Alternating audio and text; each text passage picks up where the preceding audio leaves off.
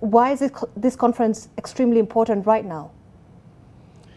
Well, thank you very much to welcome me here in Nairobi and in the NTV house. It's always a great pleasure. A very good evening to all the NTV viewers, wherever you are joining us from.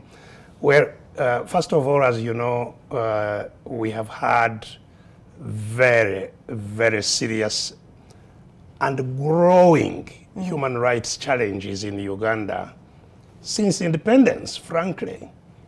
I'm sure everybody who's been following what goes on in Uganda knows that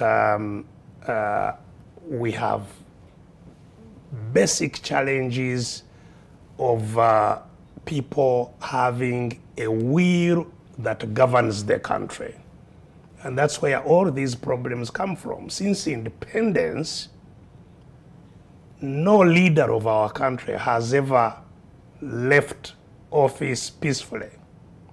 Every leader has been bombed out of office.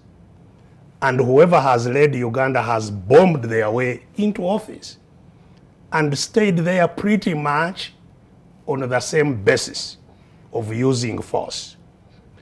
And so, any challenges, political challenges, challenges of how we should be governed, whether this way or that way, not solved using political means of contestation and the more popular views taking the day, as we have seen now here increasingly in Kenya.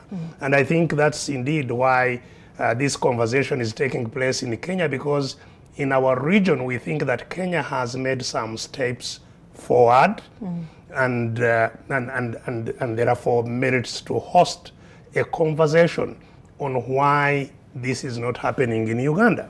So, I'm sure everybody knows how very, very difficult the last election was in Uganda in 2021. There was, during the campaigns, huge riots in Kampala after one of the contenders, the Honorable Robert Kyagulanyi, popularly known as Bobi Wine, right, when he was detained and manhandled from a campaign where he had been expected to campaign. There were riots in Kampala, and following those, or as a result of those riots, more than 100 people were gunned down. And there has never been accountability for the wanton, killing of Ugandans on camera. Most of these things were captured on camera. People in civilian clothes carrying automatic weapons and firing at buildings, at people, shooting down people. There has never been any accountability. And I was coming to that, Dr. Besigye. I mean, to this extent, and looking at how the situation has been for all these years, why has accountability been so elusive in Uganda? Well, I think, first of all, as I have said, the people of Uganda simply have no voice. And this is, as I have pointed out, not a feature of just the present government. It has been a feature since independence, using force, those who have authority, using the force of the executive to silence people, to kill people and cause the population to cheer and not raise their voices. And this has been escalating. Of course, people have been familiar with what had happened during the Idi Amin time, 1971 to 1979.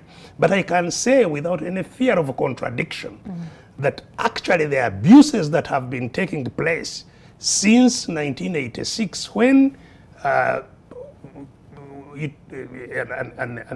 government that was supposed to be more enlightened, had been fighting for democracy, came into power. There have been far greater abuses of rights during the Museveni regime than happened actually during the Idi Amin period.